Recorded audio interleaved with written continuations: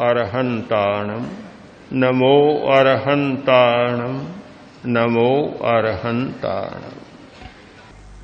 जब समाधि का आदि बिंदु उपलब्ध होता है,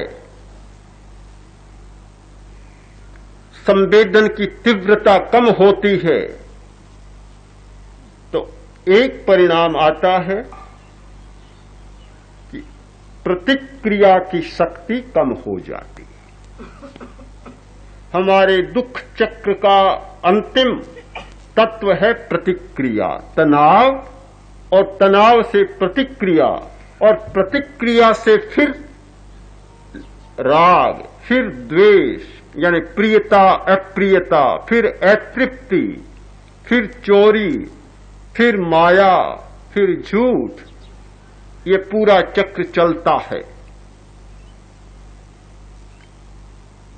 प्रतिक्रिया तब तक होती रहेगी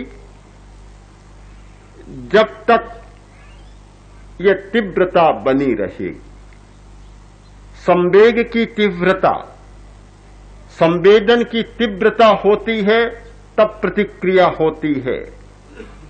संवेग कमजोर हो जाता है, तीव्रता मिट जाती है, संवेदन पर नियंत्रण होता है, प्रतिक्रिया बंद हो जाती है, फिर प्रतिक्रिया नहीं होती।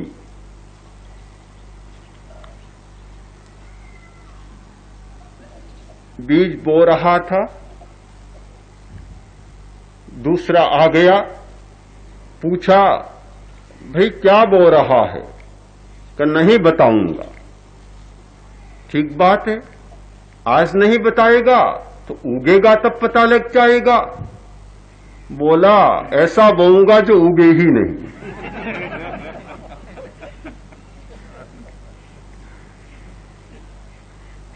ऐसा बीज जब हम बोते हैं कि जो उग न सके, जो प्रतिक्रिया न कर सके, तो कर्म होगा, प्रतिक्रिया नहीं होगी। किंतु ऐसा बीज बोया जाता है कि जो उग जाता है और बिना बताए पता चल जाता है कि किसने क्या बोया। क्या बोया? आम का पेड़ खड़ा है, पूछने की जरूरत नहीं कि ये बीज किसने बोया, क्या बोया। आम देखते ही पता लग जाएगा कि आम का बीज बोया गया और आम का पेड़ बढ़ रहा है, खड़ा हो रहा है।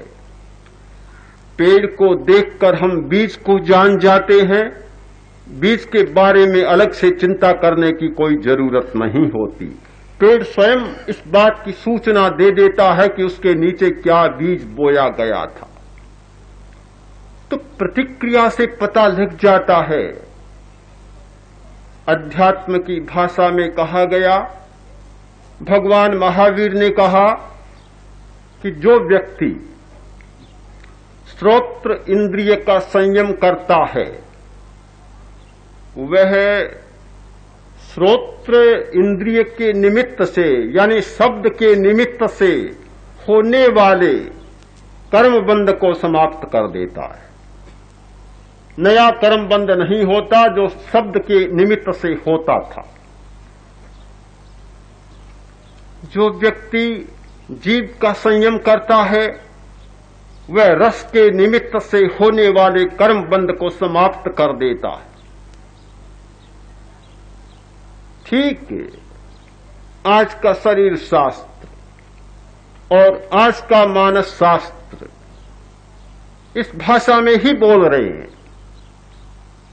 आज का मानस शास्त्री और शरीर शास्त्री कहता है कि एक्शन जितना तीव्र होता है, कार्य जितना तीव्र होता है, उतनी छाप गहरी पड़ती है।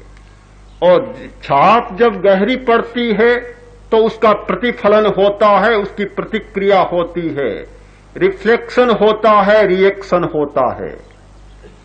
ये जितने हमारे जो प्रतिवर्तित क्रियाएं होती हैं, वे सारी गहरी छाप के कारण होती है। स्मृति क्यों होती है? एक आदमी बाजार में जाता है, न जाने कितनी वस्तुएं देखता है। दुकान में, बाहर, फुटपाथ पर हजारों हजारों चीजें सामने होती है, शाम को पूछा जाए तुम आज बाजार में गए, कितनी चीजें देखी, कितना नाम बता पाएगा? हजारों हजारों चीजें आंखों के सामने से गुजरी हैं, किंतु मुश्किल से 5, 10, 20 वस्तुओं का नाम बता पाएगा। जिन पर गहरा ध्यान दिया और जिन वस्तुओं ने गहरा प्रभावित किया और गहरी छाप छोड़ी, वे हमारे स्मृति कोष्ठों में अंकित हो गई और बाकी सारी की सारी आंखों के सामने आई और चली गई, आई और चली गई। न्याय शास्त्र में कहा जाता है अनध्यवसाय। अनध्यवसाय, अनध्यवसाय प्रमाण नहीं होता, अध्यवसाय प्रमाण होता है, अनध्यवसाय प्रमाण नहीं होता। प्रमाण के 3 दोष माने जाते हैं, संशय, विपर्यय और अनध्यवसाय। जब संशय है तो प्रमाण नहीं होगा, जिसमें संशय है वह ज्ञान प्रमाण नहीं होता। आदमी देख रहा है, दूर से दिखाई दे रहा है, पता नहीं चलता पूरा, सोचता है ये क्या कोई ठूंठ खड़ा है, खंभा खड़ा है या आदमी खड़ा है। संशय हुआ, ज्ञान प्रमाण नहीं हुआ। विपर्यय ज्ञान प्रमाण नहीं होता, कुछ है कुछ जान लिया जाता है। विपर्यय प्रमाण नहीं होता, यानी विपरीत ज्ञान होता है। मृगमरीचिका रण में चला, गहरी धूप, रश्मियां, चला, लगता है कि पानी का तालाब भरा है। पास पहुंचा, कुछ भी नहीं, पानी नहीं, पर पानी का बोध, यह होता है विपर्यय ज्ञान। विपर्यय प्रमाण नहीं होता। अनध्यवसाय प्रमाण नहीं होता, यानी जिसके बारे में हमारा तीव्र अध्यवसाय नहीं बना। आदमी चलता है, कितने बालू के कण स्पर्श करते हैं। आपके तो शायद नहीं करते, हमारे तो करते हैं। जूते पहनकर चलते हैं, उनके तो मिट्टी का भी स्पर्श नहीं होता, बालू का भी स्पर्श नहीं होता, सर्दी का भी नहीं होता, गर्मी का भी नहीं होता, किंतु हमें तो होता है। कितने पैरों के नीचे आते हैं, कितना स्पर्श होता है, पर कब पता चलता है कि क्या क्या स्पर्श हुआ। आदमी चलता है, कितनी चीजें सामने आती है, आई और गई, अध्यवसाय नहीं होता, पता ही नहीं चलता। तो जब अनध्यवसाय होता है, हमें पता नहीं चलता। अनध्यवसाय में दृष्टि के सामने आने वाली वस्तु अपना गहरा प्रतिबिंब नहीं डालती, गहरी छाप नहीं डालती, और जिसकी छाप गहरी नहीं होती उसकी हमें स्मृति भी नहीं हो सकती। अध्यात्म की भाषा में कहा गया कि जिसका संवेदन तीव्र नहीं होता उससे नया कर्म बंध नहीं होता, और जिससे कर्मबंध नहीं होता उसका विपाक नहीं होता, फिर वह भुगतना नहीं पड़ता, नहीं भुगतना पड़ता। ठीक यही बात हमें मानस शास्त्र और शरीर शास्त्र की भाषा में मिल जाती है। तथ्यों में कोई अंतर नहीं, केवल भाषा का अंतर है। वह कर्मशास्त्र की भाषा है और यह शरीर शास्त्र की भाषा है। किंतु गहरी छाप तब पड़ती है जब हमारा संवेदन तीव्र होता है। हम ऐसा करें कि कर्म को नहीं छोड़ सकते, कर्म चले पर उसकी छाप न पड़े। जब ऐसा होता है कि कर्म चलता है और छाप नहीं पड़ती, तो समाधि का पहला सोपान हमें उपलब्ध हो जाता है। असमाधि पर हमारा पहला प्रहार होता है। असमाधि की सघनता को मिटाने के लिए हमारा पहला तीव्र प्रहार होता है कि प्रियता और अप्रियता के संवेदन पर नियंत्रण पाना, उसके कम करना। मैं जानता हूं कि कोई भी व्यक्ति प्रियता और अप्रियता को बिल्कुल छोड़ सके, बहुत कठिन बात है। अगर कहा जाए तो असंभव बात है, असंभव बात है। भला इतना दीर्घकालीन संस्कार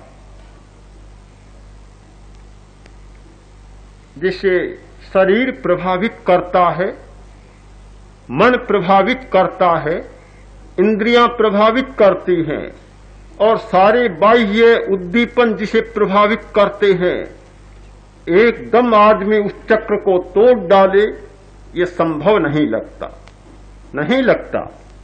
कैसे हो सकता है? किंतु कोई ऐसी घटना घटित होती है और वह बात बन जाती है। हम एक अभ्यास करते हैं ध्यान का, कायोत्सर्ग, शरीर अपेक्षा क्यों करते? इसीलिए कि कायोत्सर्ग करते करते कोई ऐसी घटना घट जाए कि शरीर से भिन्न अपने चैतन्य का बोध हो जाए, चैतन्य की थोड़ी सी भी झलक मिल जाए। हम शरीर प्रेक्षा का प्रयोग करते हैं, किस लिए करते हैं?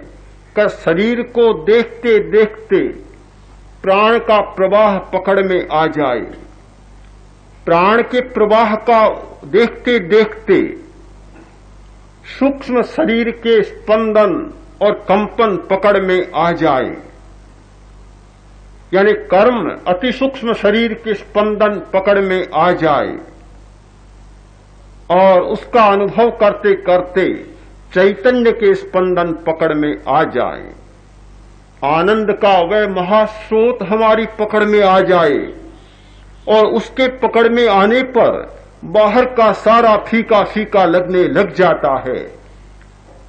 आप निश्चित माने कि यह हमारी समस्या इसीलिए बनी हुई है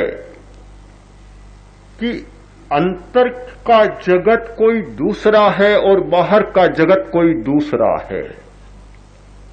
हमारी सबसे बड़ी समस्या यह है कि भीतर के दरवाजों को कैसे खोलें, हमें अपनी संपदा का बोध कैसे मिले, जब तक ये भीतर के दरवाजे नहीं खुलते, भीतर की खिड़कियां नहीं खुलती, भीतर की गंध का हमें अनुभव नहीं होता, भीतर की आनंद का स्पर्श नहीं होता, तब तक हम चाहे जितनी बातों को जाने, सुने, पढ़ें, आकर्षण का केंद्र हमारा बाहर ही बाहर बना रहेगा, नहीं तोड़ा जा सकता। मुझे तो बहुत साफ साफ दिखाई देता है और लगता है कि कितना ही धर्म का उपदेश हम सुनते चले जाएं, किंतु भीतर का दरवाजा नहीं खुलेगा, तब तक आकर्षण बाहरी बाहर जाएगा, भीतर में जाएगा नहीं। कान की बात कान तक रह जाएगी और मस्तिष्क को झंकृत करने वाली बात मस्तिष्क के तंतुओं को झंकृत कर समाप्त हो जाएगी, किंतु भीतर तक नहीं पहुंच पाएगी। भीतर का सिद्धांत दूसरा है, भीतर का नियम दूसरा है, भीतर का अनुभव दूसरा है, भीतर की व्याख्या दूसरी है और भीतर की परिभाषा दूसरी है।